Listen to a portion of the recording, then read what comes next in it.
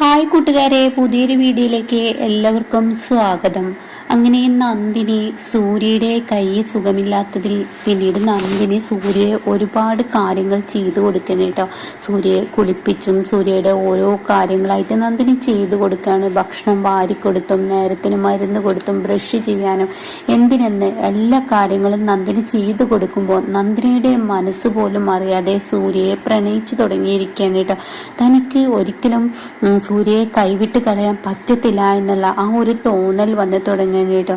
അങ്ങനെ 3 മാസമൊക്കെ കടന്നു പോയി. സൂര്യ പഴയ സ്റ്റേജിലോട്ട് കൈയൊക്കെ ആയി തുടങ്ങി. പതിയെ പതിയെ സൂര്യ ഇനി ഓരോരോ കാര്യങ്ങൾ ചെയ്തു തുടങ്ങാൻ കേട്ടോ. അങ്ങനെ നന്ദിനിയാണെങ്കിൽ സൂര്യക്ക് എന്നും അതിരാവിലെ നീറ്റാൽ ഓരോരോ കാര്യങ്ങൾ ചെയ്തു കൊടുത്തിരുന്നതാണല്ലോ.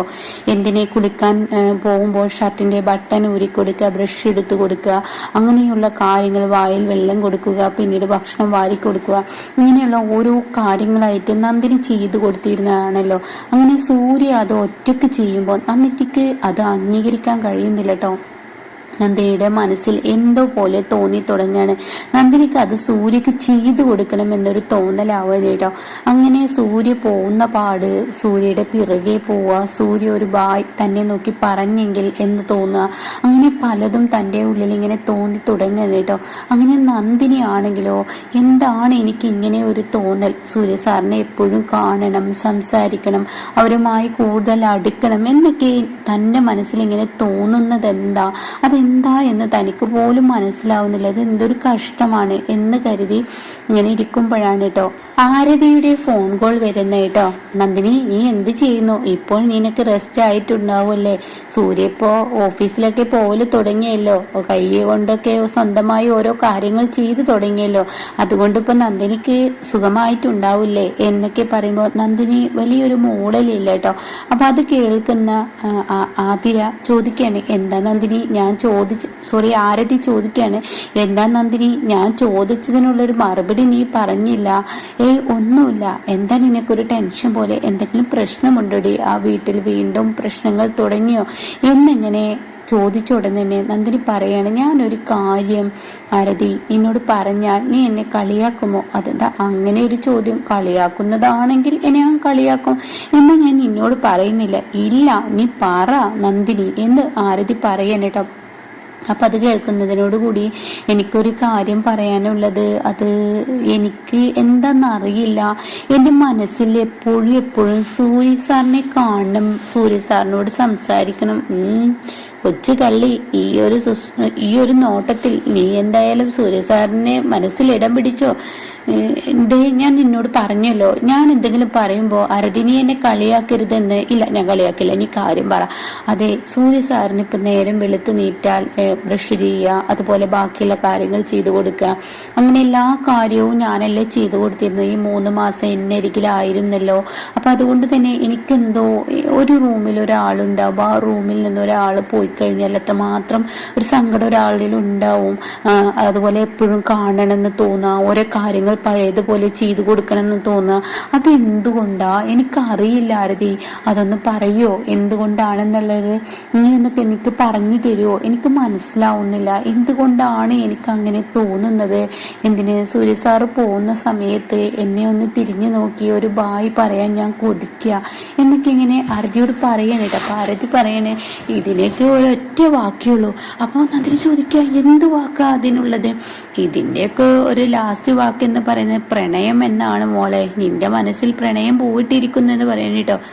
ഇതങ്ങ് കേൾക്കുന്നതിനോട് കൂടി ഉടൻ തന്നെ ആരതി ഇത് പറയുമ്പോൾ, എനിക്ക് പ്രണയമൊന്നുമില്ല, എനിക്ക് പ്രണയം. നന്ദിനി, നിനക്ക് പ്രണയം തന്നെ, പക്ഷെ നീ പോലും അറിയാതെ നിന്റെ മനസ്സിലൊരു പ്രണയം പൂവിട്ടിരിക്കുന്നു. അതുകൊണ്ട് തന്നെ നീ എൻ്റെ ഏട്ടനെ സ്നേഹിക്കൽ തുടങ്ങിയിരിക്കുന്നു എന്ന് പറഞ്ഞിട്ട് ഫോൺ കട്ട് ചെയ്യാണ് കേട്ടോ. അപ്പം നന്ദിനി ഇങ്ങനെ ചിന്തിക്കുകയാണ്, ഈശ്വരാ എനിക്ക് അങ്ങനെ ഒരു പ്രണയം തോന്നിയിട്ടുണ്ടോ എന്നിങ്ങനെ അങ്ങനെ ചിന്തിക്കുകയാണ് കേട്ടോ. അങ്ങനെ പിന്നീട് നന്ദിനിക്ക് ഓരോ ദിവസം ഓരോ ആഗ്രഹങ്ങൾ ഇങ്ങനെ തോന്നി തുടങ്ങുകയാണ്. അപ്പം തനിക്കാണെങ്കിലോ ഇത് ആരതിയോട് പറയാൻ പറയാനും വയ്യ, ആരതി തന്നെ കളിയാക്കും. അതുകൊണ്ട് തന്നെ അത് ഒഴിവാക്കാൻ വേണ്ടി നന്ദിനി പിന്നീട് ഒരു ഡയറി എഴുത്ത് തുടങ്ങുകയാണ് കേട്ടോ. ഡയറിയിൽ തൻ്റെ ഓരോ വരികൾ ഇങ്ങനെ കുറിക്കുകയാണ്. തനിക്ക് ഒരാളോട് തൻ്റെ മനസ്സ് തുറക്കാൻ കഴിയുന്നില്ലല്ലോ. അപ്പം അതുകൊണ്ട് തന്നെ എന്ത് പറഞ്ഞാൽ ആളുകൾ തനിക്ക് സൂര്യ സാറിനോട് സ്നേഹമാണെന്ന് പറയുന്നു. അപ്പം അത് ഒഴിവാക്കണമല്ലോ.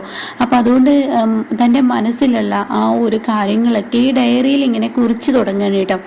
അങ്ങനെ ഈ സമയം നന്ദിനി ഈ എഴുത്ത് ഓരോന്നായിട്ട് എഴുതി തുടങ്ങുകയാണ്. പിന്നെ സൂര്യ ഓഫീസിൽ നിന്ന് വരികയാണ്. അപ്പൊ സൂര്യ ഓഫീസിൽ നിന്ന് വന്ന പാടെ നന്ദിനി ഓടിച്ചില്ലാണ്. അങ്ങനെ നന്ദിനി സൂര്യയുടെ ബാഗ് പിടിച്ച് വലിക്കുകയാണ്. ഇത് ഞാൻ മേടിച്ചു തരാം. പിന്നീട് സൂര്യ വന്നേക്കന്നെ സൂര്യയുടെ ദേഹത്തിട്ടിരിക്കുന്ന ആ കോട്ട് ഊരാൻ ശ്രമിക്കുകയാണ്. അങ്ങനെ അത് ശ്രമിക്കുക. അപ്പൊ നന്ദിനി, നീ എന്തേ കാണിക്കുന്നത്? ഇതൊക്കെ എൻ്റെ അവകാശമാണ് സാർ എന്നിങ്ങനെ പറയുന്നുണ്ട് കേട്ടോ. അങ്ങനെ പിന്നീട് സൂര്യ തൻ്റെ കാര്യങ്ങളൊക്കെ കഴിഞ്ഞ് ഇതേപോലെ പിറ്റേ ദിവസം രാവിലെ ആകുമ്പോൾ ഓഫീസിലോട്ട് പോകാൻ ഒരുങ്ങാണ്. അങ്ങനെ പിന്നീട് തൻ്റെ കാലിൽ ഷോക്സ് ഇടാൻ ശ്രമിക്കുന്ന സമയത്ത് നന്ദിനി ഓടി വന്ന് ആ ഷോക്സ് കൊണ്ട് പിടിച്ച് വലിക്കാണ്. ഞാൻ ഇട്ട് തരാമെന്ന് പറഞ്ഞിട്ട് താഴെ തറയിലിരിക്കുക. അപ്പൊ നന്ദിനി, നീ എന്താ കാണിക്കുന്നത്? എൻ്റെ കാലിലൊക്കെ നീ തൊടുന്നോ? എന്താ നീ ഈ കാണിക്കുന്നത് എന്നിങ്ങനെ പറയുന്നുണ്ട് കേട്ടോ. അങ്ങനെ ആ സമയം ഇത് പറയുമ്പോൾ, സാറേ ഇതൊക്കെ ഞാനല്ലേ സാറിന് ചെയ്തു തരേണ്ടത്, അല്ലാതെ സാറ് തനിയെ ഇതിടേ എന്ന് പറഞ്ഞിട്ട് നന്ദിനി സൂര്യയുടെ കയ്യിൽ നിന്നും ഈ ഒരു ഷോക്സ് വാങ്ങി പിന്നീട് കാലിലിട്ട് കൊടുക്കുകയാണ്. പിന്നീട് ബാഗ് പിടിച്ച് ഇങ്ങനെ നന്ദിനി പിറകെ പോവാണ്. അങ്ങനെ നന്ദിനി സൂര്യ വണ്ടിയിലോട്ട് കയറുമ്പോൾ നന്ദിനി പിറകെ നിൽക്കുന്നുണ്ട്. അപ്പൊ നന്ദിനി ഇങ്ങനെ കൈകൊണ്ട് ബായ് എന്നിങ്ങനെ കാണിക്കുന്നുണ്ട്. പക്ഷെ സൂര്യ ഇതൊന്നും തിരിഞ്ഞു നോക്കുന്നില്ല കേട്ടോ.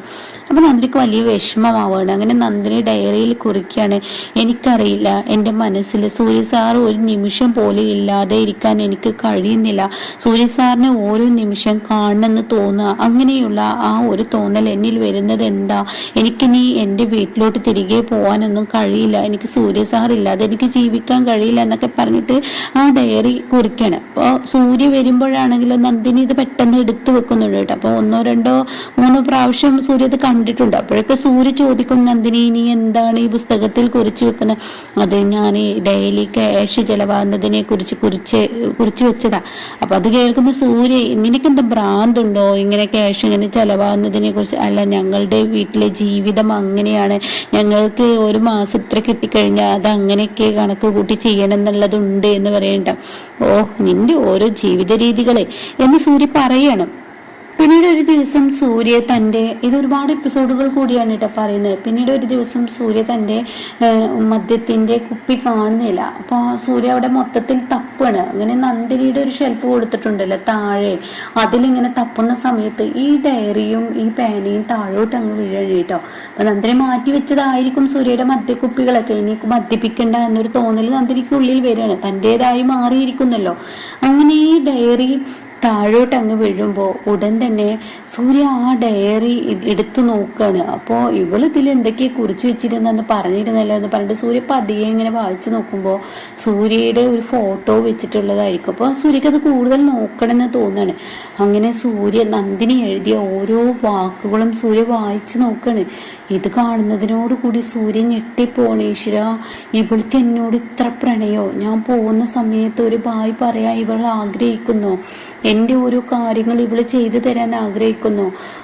എന്താ എനിക്കറിയില്ല. എന്നോട് ആരതി പറയുന്നു ഇതിന് പ്രണയമാണെന്ന്. എന്നാൽ ഇത് പ്രണയമാണോ എനിക്കറിയില്ല. എന്നാൽ എന്നെ സൂര്യ സാർ ആ രീതിയിൽ പ്രണയമായി എന്നെ കാണുന്നുണ്ടോ? സൂര്യ സാർ എൻ്റെ കഴുത്തിൽ താലി കെട്ടി, താലിയുടെ മഹത്വം എനിക്കറിയാം. പക്ഷെ സൂര്യ സാർ ഈ താലിയുടെ മഹത്വം അറിഞ്ഞിട്ടല്ല കെട്ടിയിരിക്കുന്നത്, പ്രതികാരത്തിൻ്റെ ആ ഒരു ഇതിലാണ്. പക്ഷെ എൻ്റെ ഒരു ഭാര്യയായി സൂര്യ സാർ കാണുന്നുണ്ടോ എന്നൊക്കെ ഇങ്ങനെ ചോദിക്കുകയാണ് കേട്ടോ.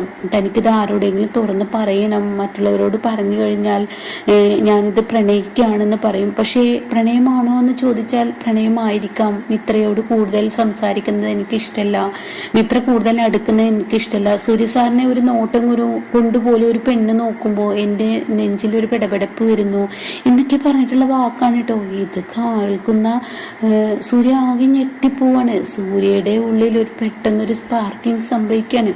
അപ്പൊ എന്തായാലും അവിടെ നിന്ന് അങ്ങോട്ട് സൂര്യക്ക് നന്ദിനിയോട് കടുത്ത പ്രണയമായി മാറുന്ന ആ കിടുക്കൻ സീനൊക്കെ വരുന്നുണ്ട് കേട്ടോ.